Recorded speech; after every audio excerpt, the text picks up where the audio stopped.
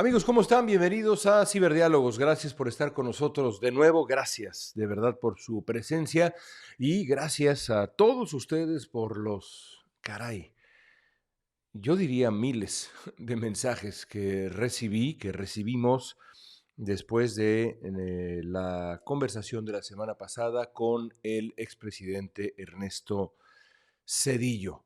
Fue un privilegio poder conversar con Zedillo como lo hicimos, no solamente sobre la coyuntura que enfrenta a México, el futuro del país, sino también reflexionar sobre el pasado. Me parece que fue una conversación de verdad estimulante y productiva para la conversación pública. Y así lo demuestran sus muchísimos mensajes. Gracias, de verdad. También debo agradecer el apoyo que hemos recibido en Letras Libres en estas últimas semanas, siempre, pero en estas últimas semanas. Gracias de verdad a todos ustedes los que nos enviaron mensajes de apoyo, de aliento para el tipo de periodismo y de trabajo cultural que hacemos.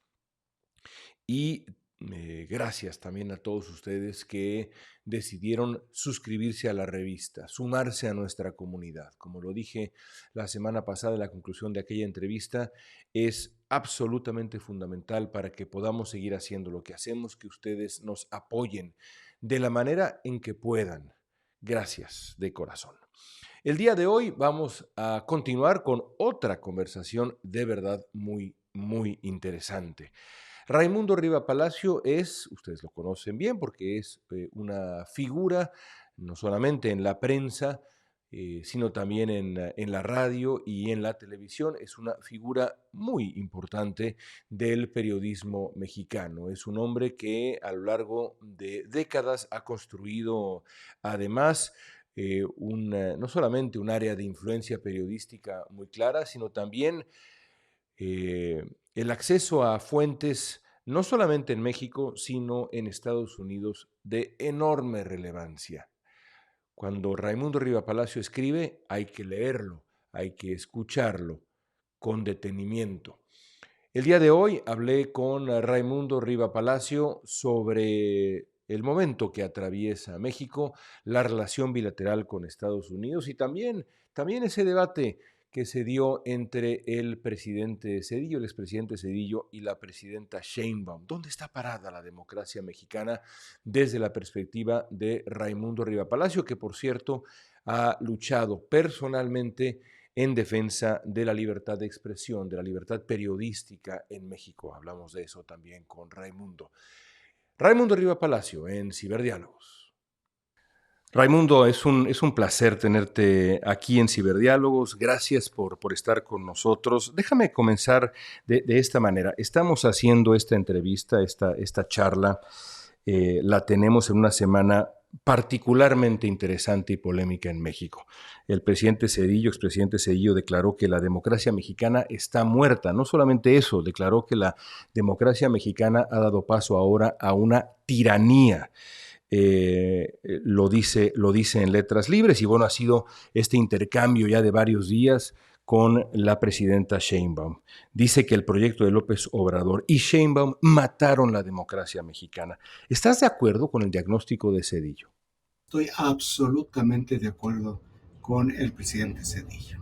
Nos está llevando a niveles que ni siquiera habíamos visto, porque se hace la analogía de que nos está regresando a los 70s, a los 60s, pero ni siquiera esto, porque no únicamente porque la situación hoy en día no tiene nada que ver con lo que era este país y el mundo hace 50, 60 años, sino porque inclusive el PRI nunca se atrevió a hacer una modificación institucional del alcance que se hizo en el último mes del presidente López Obrador y que ratificó la presidenta Sheinbaum y que ha profundizado, porque no nos engañemos, ella no es una demócrata, ella es más dogmática que López Obrador. López Obrador no era un demócrata, pero era un pragmático. El formado finalmente en el PRI era esto que tenía ese sistema político elástico que se movía en función de las circunstancias, de las condiciones y de las necesidades en ese momento. No, la presidenta Sheinbaum no es de esa naturaleza, no está creada en eso. La presidenta Sheinbaum viene de una izquierda que, por lo que estamos viendo, es una izquierda estalinista, es decir, es una izquierda que ya desapareció en el mundo. No es una izquierda socialdemócrata, no es una izquierda parlamentaria, no es una izquierda como esta parte del extremo liberal en Estados Unidos con Alejandro Ocasio Valdés o con Bernie Sanders. No, esta es una izquierda absoluta, ¿Autoritaria? pero profundamente, como lo estamos viendo con la ley de telecomunicaciones y radiodifusión. Creo que esta es su marca, este es su sello, porque esta ley sí es de ella, ¿eh? Esta ley no es algo que le dejó Andrés Manuel López Obrador, esta es de hechura auténtica. En los últimos años has documentado en tu columna y en otros medios el debilitamiento institucional durante el sexenio anterior, paso a paso. ¿Cuáles han sido, digamos, en tu opinión, los momentos clave en estos últimos años en donde se prendieron los focos de alarma para ti, en los que la democracia mexicana, las conquistas de la democracia mexicana comenzaron a erosionarse, para algunos de manera irreversible? Yo no sé si estoy tan de acuerdo con que es de manera irreversible, pero ciertamente ya en este momento de manera muy clara. ¿Cuáles son para ti algunos momentos que de pronto dijiste, esto sí me preocupa? Mira, en realidad a mí me preocupaba Andrés Manuel López Obrador mucho antes de que llegara a la presidencia. Por lo que vimos en Tabasco, cuando perdió la elección para gobernador a mediados de los 90, donde él se fue a la presión callejera, jamás respetando lo que establecieron los órganos electorales, el conteo, los actos en donde él rebasó los límites de la legalidad, que por cierto, se los perdonó Ernesto Zedillo. O sea, Ernesto Zedillo no lo metió a la cárcel, le canceló una orden de aprehensión por lo que hizo en Tabasco, pero a lo que tú estás diciendo, ¿en dónde viene una primera gran llamada de atención? La forma como él polarizó Tabasco, cómo dividió a la sociedad y nunca volvió a hacer lo mismo Tabasco. Lo que estamos viviendo hoy en México, lo vimos en en el segundo lustro de los 90 en Tabasco por López Obrador.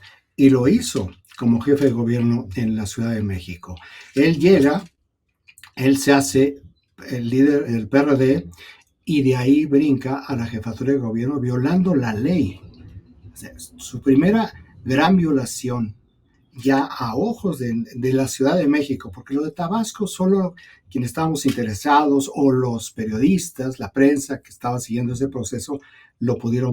Pero ya a nivel gente, a nivel empresarios, lo que hizo en la Ciudad de México, cuando sin cumplir con el requisito de residencia, él se presentó por la jefatura de gobierno de la Ciudad de México, que por cierto se lo impugnó el propio PRD, Pablo Gómez, y se lo impugnó el PRI, e intervino una vez más Ernesto Zedillo para que el PRI retirara la impugnación y le dieran la vía abierta para poder contender por la jefatura de gobierno de la Ciudad de México. Es decir, ya llevamos aquí dos violaciones a la ley, ya llevamos un tema de división. Ya como jefe de gobierno, ¿qué es lo que vimos? Opacidad, autoritarismo en las acciones, no como lo hizo en la presidencia de la República, por varias razones, entre otras cosas, porque para él no tenía ni el aplomo todavía, ni la experiencia aquí en la Ciudad de México, ni tampoco las conexiones políticas, ni perfectamente el conocimiento de los resortes. Y era un escalón. Sí, claro, y que evidentemente eso fue creciendo y lo fue construyendo. Entonces, vamos viendo este tipo donde la opacidad, que es uno de los ejes centrales y de los pilares de una democracia liberal como la hemos conocido, la empezó a demoler cuando pierde la elección presidencial. ¿Recuerdas aquella frase, al diablo con las instituciones? ya lo que venía de los 90 en Tabasco, ya lo trasladó al discurso y a las acciones, porque efectivamente él mandó al diablo las instituciones y buscó la desestabilización del país, aunque él decía, yo lo que hago, cuando hizo aquel famoso plantón de 47 días en paso de la reforma de protesta, dijo, no, yo lo que estoy canalizando es la molestia de la gente. Pues no había molestia de la gente, estaba vacío ese plantón. Lo que hizo fue un intento de desestabilización, porque lo que trató de hacer, pero no le alcanzó, fue intentar un golpe de Estado desde la parte civil. Lo buscó también el PRD cuando fue a la toma de posesión de Felipe Calderón, que es quien derrotó a Andrés Manuel López Obrador, y metió incluso cócteles Molotov a la Cámara de Diputados para tratar de hacer ahí algo que pues, lo viste tú en febrero del 2020 en el Capitolio. El intento de descarrilamiento de de la victoria de Joe Biden frente a Donald Trump.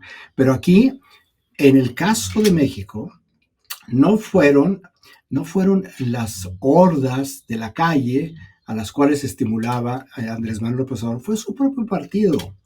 Es decir, institucionalmente intentaron sabotear la toma de posesión y crear una crisis constitucional. Todos estos, todos estos elementos eran síntomas de lo que estábamos viendo. Quien no lo quiso ver, pues es porque no lo quiso ver.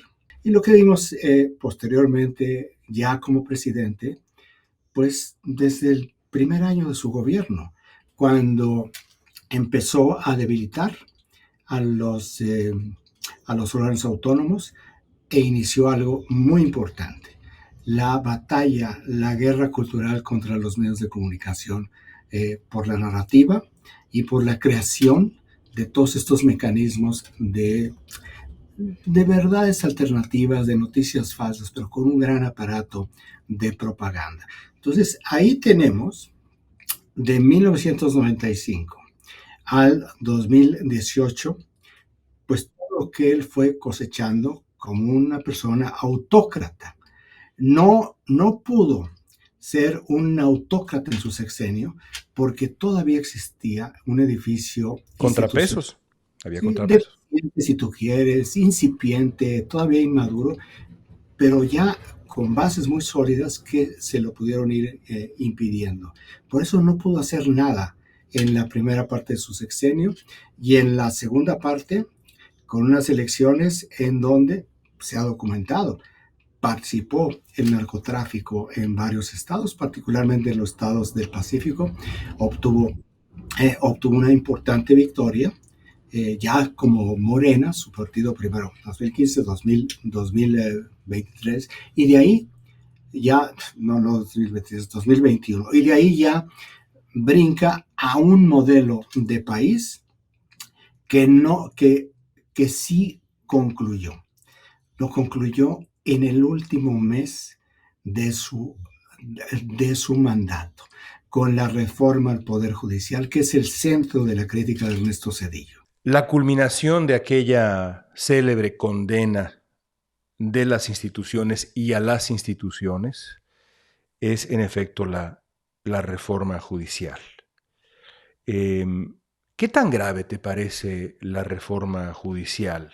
En efecto, como dices, es la gota que derrama el vaso, no nada más de Ernesto Zedillo, sino de muchos actores públicos dentro y fuera de México, pero específicamente el expresidente Zedillo, que dice, yo no había dicho nada en respeto digamos, pues a la tradición y a otras cosas, en fin, lo explica muy claramente Zedillo en el ensayo en Letras Libres, pero cuando ocurre este acto de la reforma judicial que realmente provoca el colapso del andamiaje judicial en México, decido hablar. ¿Qué tan grave te parece a ti la reforma judicial y sus consecuencias actuales y futuras? Mira, la reforma judicial, primero, lo que se va a hacer aquí, bueno, lo que ya está previsto para que se haga, no lo ha hecho ningún país en el mundo, ni siquiera Bolivia llegó a alcanzar la elección de todo el Poder Judicial. En su modelo, que es un modelo único, que era mucho más restringido a la Suprema Corte de Justicia, pues Bolivia ha fracasado. Entonces, un modelo pequeño o un microcosmos de lo que se va a hacer aquí en México fracasó en Bolivia. Aquí no, aquí se va todo a una votación popular bajo este discurso demagógico tomado de Abraham Lincoln, de Gettysburg, del pueblo para el pueblo y por el pueblo, un gobierno emanado del pueblo, quitando por completo todo lo demás que tiene que ver con división de poderes y contrapesos. Bueno, ¿qué es lo que hemos visto? Y esa es una parte del riesgo.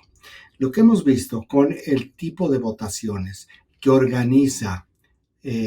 que se organizan por fuera de los órganos electorales han sido totalmente manipulados. Pero déjame aquí detenerme un momento, porque cuando digo órganos electorales, y lo planteo de esta manera, sin un contexto, para quien se pregunte, bueno, entonces si lo va a hacer un órgano electoral, ¿por qué está mal? Porque los órganos electorales, lo que hizo López Obrador no fue acabar con las instituciones, como lo había dicho. Hizo algo mucho más inteligente. Colonizó las instituciones. Tomó las instituciones. Están las instituciones, pero no son las instituciones que conocíamos hace 6 años. Son instituciones controladas por él, o controladas por el Ejecutivo, o controladas por Morena.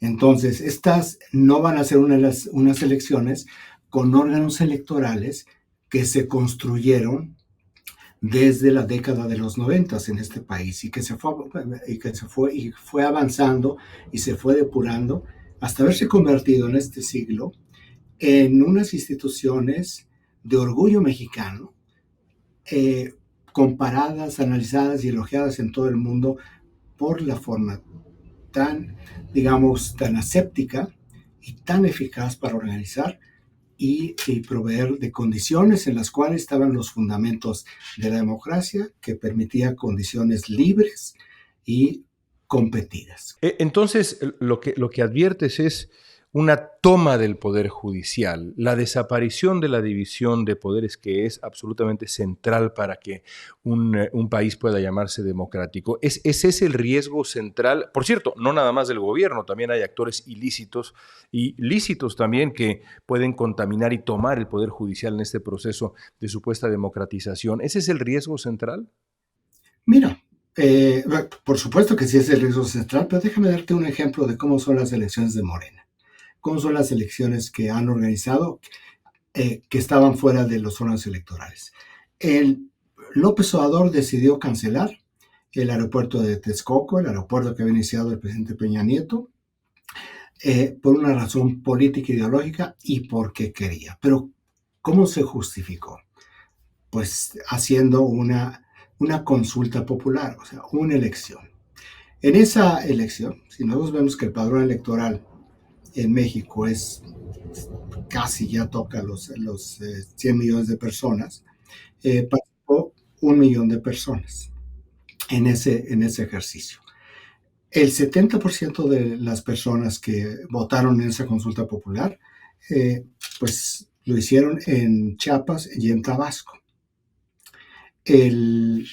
Bueno, Chiapas y Tabasco el 70%, para un aeropuerto en la Ciudad de México, en donde también votaron mucha gente en una alcaldía que se llama Iztapalapa, que es el granero de votos de Morena, y hubo una prácticamente, no diría nula, pero una bajísima participación en esa consulta popular de una alcaldía que se llama Miguel Hidalgo. ¿Por qué la menciono? Porque el 70% de los boletos de transporte aéreo en la Ciudad de México se compran en la alcaldía Miguel Hidalgo. ¿A dónde voy? Con 1 millón de votos, 70% de personas en Chiapas y en Tabasco. Ni siquiera hay un estudio para saber cuántas de estas personas han volado en avión a la Ciudad de México. Con eso fue la justificación el, para que López Obrador cancelara una obra de la escala que iba a ser el aeropuerto de Texcoco. Es decir, con la manipulación del partido, con la movilización del partido, hizo lo que quiso. Con órganos electorales colonizados, tomados, como tú lo describes perfectamente, pues ¿qué es lo que nosotros vamos a tener? Un poder judicial en donde la única competencia que hay es entre los candidatos, las candidatas de Morena. ¿Quiénes van a ganar la elección? Los que puedan movilizar a las personas a votar, porque además tampoco tienen dinero los candidatos, porque adicionalmente son eh, 80,000 candidatos, candidatas que van a este proceso de elección. Fíjate, acaban de hacer una encuesta ENCOL, en donde dice sobre la Suprema Corte, cuáles eran las personas eh, que más favorecía a la gente. En la Suprema Corte de Justicia estaba Lenia Batres salió arriba, que es su hermano, es quien tiene toda la movilización política en la Ciudad de México, y hay otra persona cuyo nombre, en mujeres, cuyo nombre no recuerdo, y había un hombre también cuyo nombre no recuerdo, que sin embargo, ¿por qué salieron tan altos en esta encuesta? Porque eran los número uno en el caso de mujeres y el número uno en el caso de hombres. Es decir, la gente votó en esta encuesta, en este ejercicio, por esa persona. Votó por quien más han oído, por quien más han visto la movilización y por la persona. Nos espera entonces no una elección racional del Poder Judicial, sino en el mejor de los casos una elección azarosa del Poder Judicial y en el peor de los casos una elección del Poder Judicial cuyos ganadores habrán sido impulsados por influencia política o dinero sucio o, en fin, en cualquier caso, lo más lejano a esto será la elección racional y sensata de los mejores hombres, las mejores mujeres para encabezar el Poder Judicial en México. ¿Quiénes van a tener personas en el Poder Judicial? Pues el gobierno, Morena, el narcotráfico o aquellos grupos de interés que tengan el suficiente dinero para promover a ciertos candidatos en ciertos tribunales. ¿Quiénes van a poder controlar las elecciones del Poder Judicial en los estados? Los gobernadores. Los gobernadores tienen la capacidad para movilizar a la gente y para poner a las personas que consideren les va a beneficiar. Aquellos que quizás cuando dejen el poder, pues va a poder neutralizar cualquier acusación sobre cualquier cosa, sobre algún gobernador, alguna gobernadora. El crimen organizado. En estos días se va a presentar, organizaciones sociales van a presentar una demanda ante el tribunal, ante el Instituto Nacional Electoral, en contra de 16 personas, de las cuales hay aproximadamente, son 10 de personas vinculadas al crimen organizado y 6 vinculadas a la Iglesia del Mundo. Incluso hay un candidato a la un luz del puesto, mundo. a la luz del mundo, perdón, un candidato a un puesto de juzgador que ya fue acusado, ya fue sentenciado, ya pagó penas y aún así puede acceder a un puesto de juzgador. ¿Podrá la luz del mundo tener juzgadores? Pues tienen el dinero, tienen a la gente, tienen la movilización. Entonces, ¿qué tipo de poder judicial vamos a tener? Pues algo, no decir que es un adefesio, pues es simple decir absolutamente nada. Un poder judicial donde los poderosos, y los poderosos no siempre son positivos, son los que van a ganar. Has hecho un diagnóstico aterrador de lo que le espera a México con la reforma judicial desde esta idea de las instituciones controladas, el control de las instituciones tomadas, decía yo. Esta semana también, como ya decías al principio, se discutió, es un decir, se discutió, pero por lo menos, digamos, se discutió entre la opinión pública, porque entre el legislativo es otro boleto, evidentemente, la polémica reforma en telecomunicaciones. La oposición dice que abre la puerta a la censura, ley censura, le han dicho. Expertos distintos advierten que concentra decisiones que antes eran colegiadas, ahora en una sola persona dentro del Poder Ejecutivo. Es decir, de nuevo, una institución regulatoria tomada. ¿Qué tan regresiva es esa iniciativa y qué tanto te preocupa? Bueno, mira, me preocupa enormemente todo el concepto de la ley. Yo digo, bueno, lo que está creando esta ley, que no está específicamente dispuesto de esta manera, un comisario político.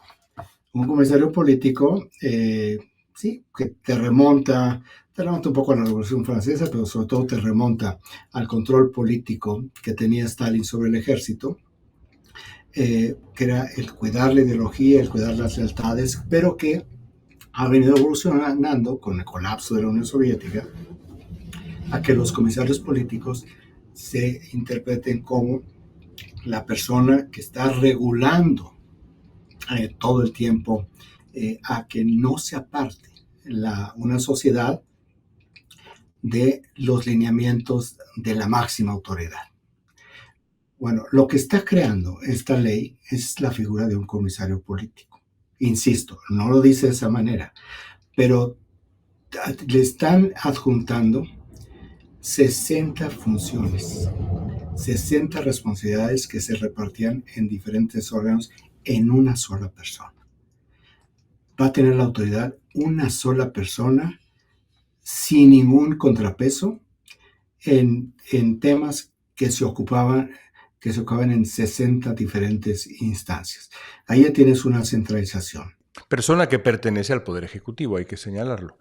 Que es incondicional de la presidenta Sheinbaum. Y una persona que todas las personas que lo conocen, se llama José Merino, perfectamente, saben que él no tiene una agenda de él, no tiene una agenda particular, personal, privada.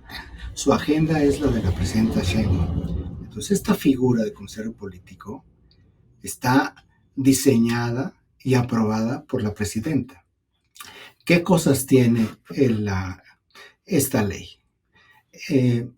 Mira, tiene, por ejemplo, me voy de algo que es muy significativo.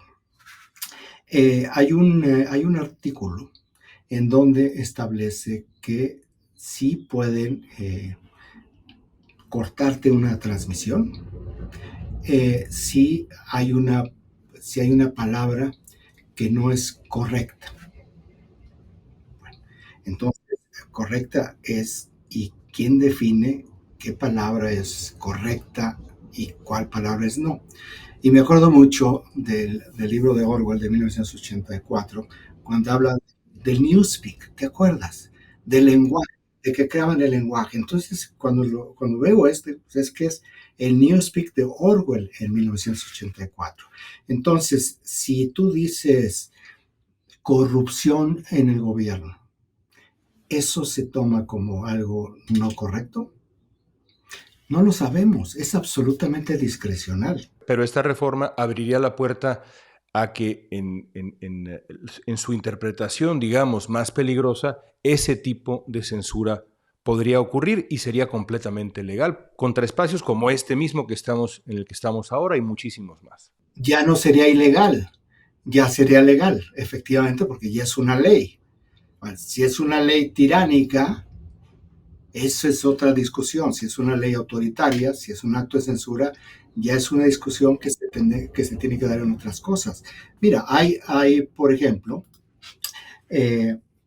otro artículo donde habla de mantener actualizada una base de datos nacional georreferenciada de la infraestructura de telecomunicaciones y de radiodifusión. Ahora, lo están planteando de una disfrazada a lo que fue lo que se intentó hacer en el gobierno de López Obrador del Padrón Nacional de usuarios de telefonía móvil, que por cierto en 2022 fue declarado inconstitucional por la Suprema Corte de Justicia. Pues ahora, con otro nombre, lo van a presentar. Y claro, con un poder judicial, con una Suprema Corte de Justicia controlada por Morena y por el Ejecutivo, por el régimen, pues esto va a caminar sin mayor problema. Hay otra parte que empieza, que tiene que ver con un artículo en el cual establece que las instancias de seguridad pública, federales y de seguridad nacional, pueden fabricar, comercializar, adquirir, instalar, portar y operar equipos que bloqueen, cancelen y anulen señales de telefonía celular, de radiocomunicación o de transmisión de datos e imagen. Fíjate lo que está diciendo. Ahora, lo ubican en un contexto en reclusorios, como un tema de seguridad para evitar este tipo de problemas que tenemos en México sobre cómo desde la extorsión y demás. Exactamente, los celulares para esto. Nada más que no establece, que es tan ambigua en el capitulado y en las diferentes fracciones, que en ningún momento se establece que es solo y únicamente en temas de reclusorios. Entonces, esto mismo, por eso te lo dije, sin meter el contexto de los reclusorios, se aplica a cualquier persona. Entonces, te pueden estar vigilando todo el momento y pueden saber con el sistema georreferenciado dónde estás, con quién estás. Todo este diagnóstico que haces me lleva a una reflexión sobre la libertad de expresión, sobre el trabajo periodístico y la libertad de expresión en general. Tú fuiste protagonista en el sexenio pasado de una batalla, porque fuiste protagonista como muchos otros periodistas, analistas, científicos, expertos, una lista larguísima de personas que fueron protagonistas de descalificaciones desde el poder, diarias, cotidianas, en muchos casos cientos de descalificaciones a lo largo de 6 años. Hace poco ganaste un amparo definitivo en contra de los señalamientos que realizó López Obrador hacia ti durante las conferencias de prensa matutinas. Has dicho tú que se usaron recursos del Estado para difamar periodistas. López Obrador siempre insistió, ahora está muy callado por razones misteriosas, pero insistió en que en su gobierno no hubo censura, no hubo ataques a la libertad de expresión. A la luz de tu experiencia y de tu fallo, ¿estás de acuerdo con lo que decía López Obrador? No, por supuesto que no, por supuesto que no. Y lo que tú mencionaste es lo que dice el tribunal. Mira, la única razón por la cual yo sigo trabajando de periodista en este país es porque los medios en donde trabajo resistieron las presiones de López Obrador. Las presiones para que me despidieran, o sea, simplemente. Pero déjame decirte, esto es una parte nada más. Muchos tenemos otro tipo de experiencias de lo que nos hizo este gobierno. No, te voy a contar dos nada más. O sea, no te voy a contar todos, te voy a contar dos. Mi correo de Yahoo me brinca un aviso. Estoy hablando durante el gobierno pasado. Me brinca un aviso que dice que un gobierno intentó hackear mi cuenta. Me pareció algo raro, no le hice caso. Me volvió a salir 2 días después, me dejó de aparecer y me volvió a salir la semana siguiente. Fui con artículo 19 y artículo 19 hizo la indagación con Yahoo. Y lo que le dijo Yahoo es que sí es legítimo, si es algo, es un aviso que sale cuando se detecta que hay de una cuenta gubernamental un intento de hackeo. Dice Yahoo que no puede saber de qué gobierno. Esto no lo digo yo, esto fue con el artículo 19 y ellos son los que lo hacen. Otra, durante una semana había un auto civil enfrente de mi casa y cada vez que llegaba o salían del auto dos personas para observarme. Es decir, lo que estaban haciendo era dejándome claro que me estaban vigilando. Con un cruce de información, esos los había enviado el secretario de la Defensa. Ese amedrentamiento vino desde el gobierno. Secretario de la Defensa, desde el gobierno. Estoy hablando de dos casos. Te puedo dar más. Te podría, no podría mostrarte, porque entonces yo revelaría algunos métodos de trabajo, pero la forma como, no nada más a mí, sino a muchos colegas, los tuvieron, les clonaron los teléfonos, sí, con Pegasus, pero les clonaron los teléfonos, quisieron utilizar la información para difamar, para denunciar. López Obrador lo hizo, utilizando información del SAT, es decir, información de la Comisión Nacional de Bancaria y Valores y del SAT para denostar, lo cual es una violación de la Bueno, en ley. público. Más allá de lo que se hizo en privado, Es se un hizo en delincuente público. confeso. Entonces, Y varias tiene, veces. claro que no tiene razón López Obrador. De hecho, el propio segmento de la mañanera es inconstitucional. Hay un segmento de la mañanera que entra dentro de las funciones, que es la función de informar y la de divulgar.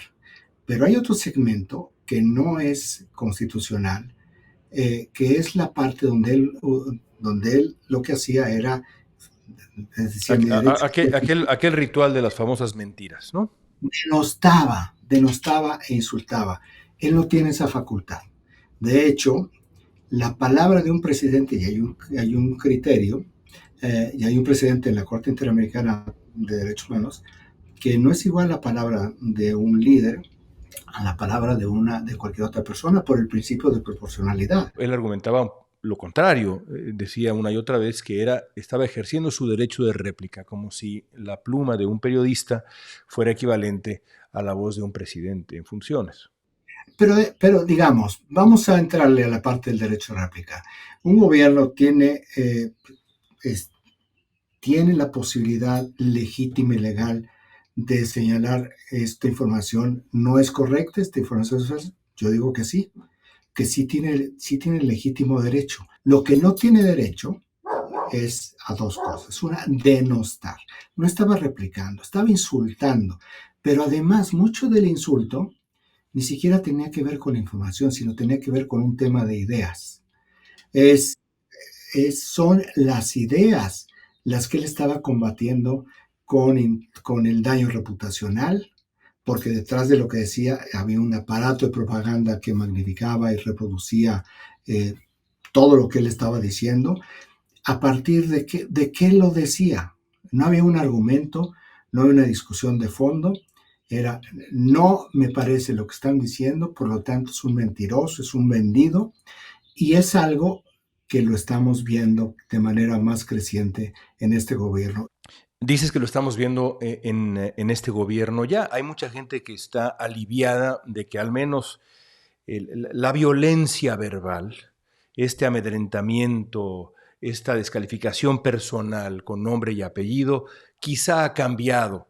O por lo menos si uno compara los hábitos de López Obrador diarios con los de Sheinbaum, ha cambiado. Ha cambiado el tono, en fin. Y sin embargo, la presidenta Sheinbaum también ha usado la conferencia de prensa matutina para descalificar a sus críticos. Rara vez menciona a periodistas por su nombre, es cierto. Para López Obrador la guerra fue, digamos, declarada desde el poder, ataques personales, sistemáticos, como ya explicábamos. Entonces, déjame preguntarte, ¿qué opinas de este diagnóstico que de pronto se escucha? ¿Es un cambio de fondo o adviertes más allá de este cambio de tono de pronto la misma intolerancia desde el poder, que eso es lo clave, lo más importante?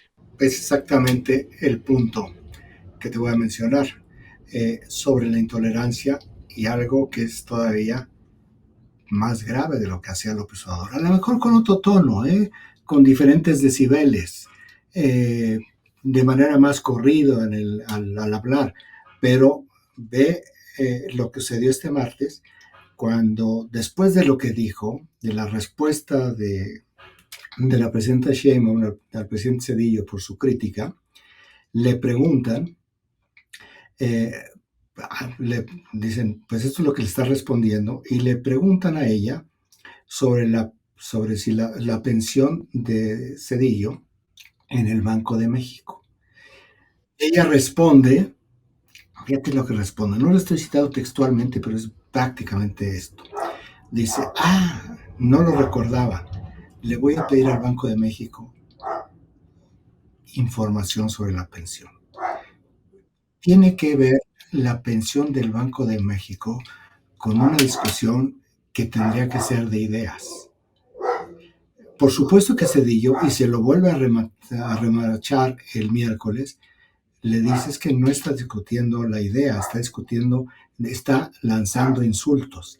Pero esta parte, cuando tú hablas de la intolerancia, López Obrador no llegó a eso, a que públicamente sugiriera un acto de represión directo por estar en desacuerdo con sus ideas. Esto está pasando desapercibido, pero cualquier persona que se meta a ver la transcripción de la conferencia de este martes, ahí encuentra la frase de la presidenta, ¿qué es lo que te está diciendo? Pues el talante autoritario de Claudia Sheinbaum, yo creo que es superior al de Andrés Manuel López Obrador. Que no lo vemos en este momento, pues lleva 7 meses en el gobierno, otro tipo de tono. Tenemos en el escenario a una persona como Donald Trump que es de un ruido ensordecedor. Entonces, todos estos factores subjetivos nos llevan a sentir que no, que es un alivio, que es un respiro la presidenta Sheinbaum. Pero si ya nos metemos al nivel de lo que está diciendo, o sea, nos olvidamos del sonido y leemos, pues no es nada para estar tranquilo y sí es mucho para estar preocupado. Déjame terminar entonces con el futuro. Dices que este gobierno lleva apenas 7 meses, está naciendo en Estados Unidos. De una u otra manera, Donald Trump tiene ya frente a sí la presencia de las elecciones de medio término del 2026. Todavía falta un buen tiempo, pero bueno, estamos nada más a un año y medio. En México el horizonte es más largo, tanto para el 27 como para el 30, que parece que está a décadas de distancia. ¿Tú has tratado de imaginar en tus columnas el futuro inmediato y también a largo plazo del gobierno de Sheinbaum? Ha heredado un país más frágil que el que recibió López Obrador, por responsabilidad de López Obrador en grandísima medida. Tiene ahí a Donald Trump. También has dicho, y regresas a este tema de manera recurrente, que para mí es muy interesante, has advertido que la propaganda que sigue en pie, la maquinaria de la propaganda en redes sociales y desde el poder, no va a ser suficiente y no está siendo suficiente. ¿Cuál es entonces, Raimundo, para terminar, cuál es tu panorama para los próximos años? ¿Qué factores van a definir el rumbo de la presidencia de Claudia Sheinbaum? El dinero, la economía. ¿Por qué te lo digo? Eh, ¿Por qué tienen esos niveles de aprobación asombrosos? De aprobación presidencial. Tanto los tuvo López Obrador como los tiene ella. Pues es un dinero de programas sociales. O sea, hay un gran apoyo porque hay un gran respaldo en programas sociales. Eso llevó al gobierno de López Obrador a endeudar el país pues como 5,000 millones de pesos más de lo que fue la deuda de Fobaproa. Digo, un poco, ya que estamos en el tema de Cedillo y de lo que dice la presidenta sobre el Fobaproa, aquel plan de rescate bancario y de clases medias, pues hagamos la analogía en términos de dinero. El Fobaproa nos ha costado 75,000 millones de pesos. A valor actual, a valor presente es más o menos 142,000 millones. El presidente López Obrador en su sexenio fueron cerca de 80,000 millones de dólares. Estoy hablando de dólares en todo. El primer año de gobierno de la presidenta Sheinbaum, el endeudamiento va a ser de otros 75 o 70 mil millones de dólares. Es decir, en 7 años del régimen, del nuevo régimen, el endeudamiento es superior al de Fobaproa desde 1995. ¿Con qué diferencia? Y ahorita, porque sobre esto voy a ir a lo que no estoy desviando, estoy Sobre lo dando del dinero, sí, sí. porque el gobierno Cedillo creció al 6%. López Obrador creció al, ¿qué fue? 0.1%. Y la perspectiva económica para la presidenta Sheinbaum es similar o peor para este primer año de gobierno y similar para el próximo año de gobierno. ¿Cuál es la diferencia? Andrés Manuel López Obrador recibió un país con mucho dinero. En caja, el gobierno de Peña Nieto le dejó 300 mil millones de pesos. 300 mil millones. Más todos los fideicomisos. Más todavía la secuela de la inversión extranjera. Es decir, le dejó un país con dinero, con un crecimiento muy mediocre, del 2.2%, pero con mucho dinero que se lo agotó. Se lo agotó en dinero político. Él le deja un país a Claudia Sheinbaum sin recursos. Cuando uno ve las calles de la Ciudad de México y que ve hoyos por todos lados, en las principales avenidas que nunca se veían, en las vías rápidas que nunca se veían, no tiene que ver con un descuido de los alcaldes o del gobierno de la Ciudad de México, tiene que ver con que no tienen presupuesto. Todos los problemas, si uno hace un registro, aunque es muy, muy local, de todas las fallas que hay en el metro de la Ciudad de México todas las semanas, dicen, pues, ¿por qué no hace nada? Pues porque no tienen dinero.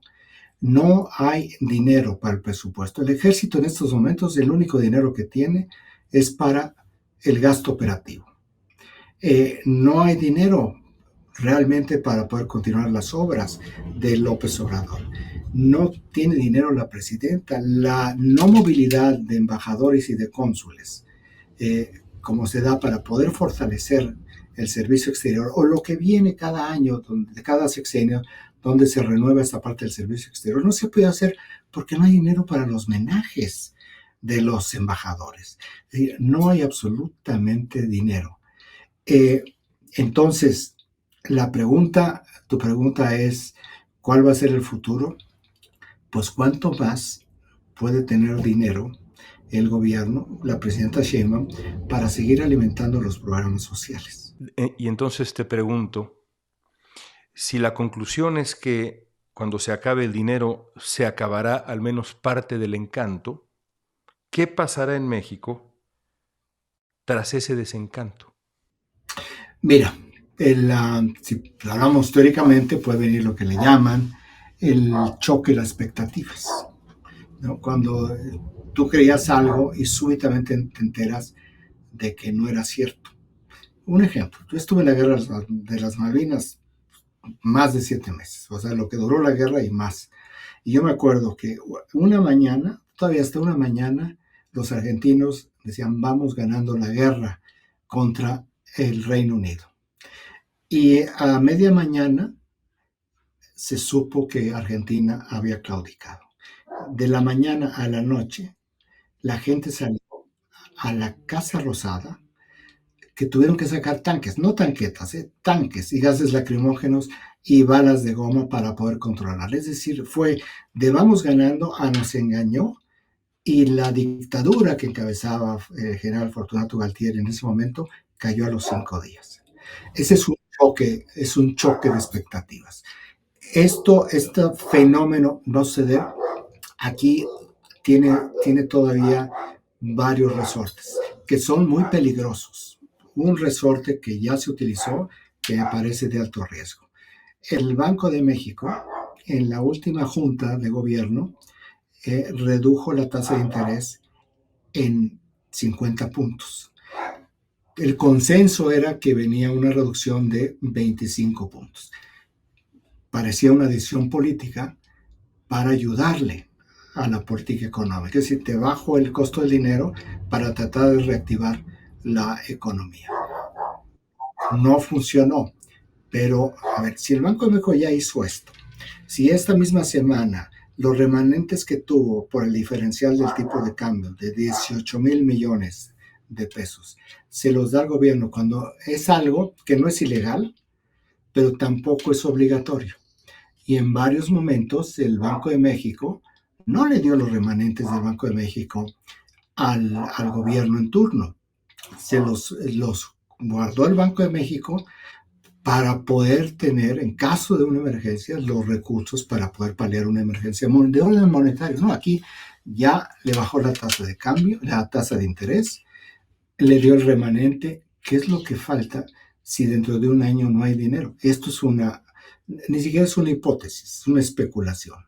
Va a poner a funcionar la rotativa de los billetes. Mira, el Banco de México, que todavía se mantiene, pues tiene una gobernadora militante, o sea, ya no es autónoma. Lo vimos en este evento de unidad de la presidenta Sheinbaum en el Zócalo. La gobernadora del Banco de México estaba hasta el frente, invitada, junto con los líderes de la Cámara de Diputados, del Senado, con la persona más cercana al presidente López Obrador, que es el senador Alejandro Esquer, y con el hijo del presidente López Obrador tomándose fotografías. Ahí está la gobernadora del Banco de México. Entonces, existe la posibilidad de que pudieran hacer eso. Sí existe, sí existe.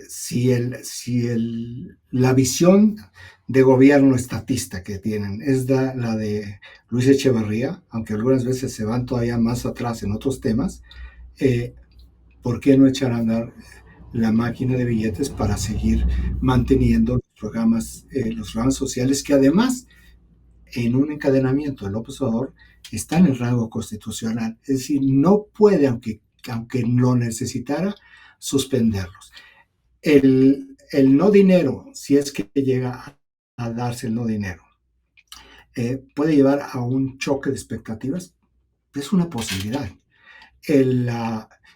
Me parece que esto obedece a que no importa que López Obrador le hable muy bonito y que todo el tiempo esté agarrando a patadas al gobierno con diferentes cosas, pues va a tener que hacer lo que Donald Trump le pida, lo va a hacer. México necesita el vagón o el ferrocarril de la economía de Estados Unidos La para locomotora. la gran locomotora para poder evitar que se quede sin dinero. Vaya escenario el que nos has descrito. Raimundo, gracias por esta conversación. De verdad que la disfruté y te agradezco tanto que nos hayas dado estos minutos. Gracias. Al contrario, un placer. Gracias por escuchar mi conversación con Raimundo Riva Palacio. Amigos, hoy quiero cerrar con una invitación. Comencé hace unos días un podcast diario de información útil. Es un podcast que nace de mi experiencia como periodista en Estados Unidos. Escucharán ustedes varias noticias relacionadas con la comunidad hispana en Estados Unidos. Para mí, esta década y media que he pasado en la comunidad hispana en Estados Unidos, escuchándola, aprendiendo de ella, han sido enormemente formativos para mí como persona y para mí como periodista. El podcast que lancé hace unos días, En Boca de León, tiene como objetivo central informar y guiar y acompañar a la comunidad hispana en Estados Unidos. En México, en Estados Unidos viven millones y millones de mexicanos y, por supuesto, millones y millones de hispanos que tienen otros orígenes, pero que comparten con nosotros una enorme cantidad de sensibilidades, de entusiasmos y también, evidentemente, de angustias y preocupaciones en estos tiempos. Quiero invitarlos a sumarse también a la comunidad de En Boca de León. Es un podcast con un tono distinto. Es un podcast con un tono distinto. En Ciberdiálogos nos dedicamos a la conversación, a la entrevista larga, con este énfasis en pues sí, digamos, en el acercamiento serio a la sustancia periodística, ¿cierto? Bueno, en Boca de León ampliamos un poco el abanico y hablamos con otro tono y con otra velocidad también, porque la intención es que sea un podcast que sea accesible en la mañana, cuando uno va al trabajo, saliendo del trabajo, que acompañe el trayecto de ida o de venida todos los días con información. Así que bueno, ahí está en Boca de León. La próxima semana regresamos con mucho más en estos ciberdiálogos. Gracias por acompañarnos el día de hoy con Raimundo Riva Palacio. Gracias por todo su apoyo. Hasta la próxima.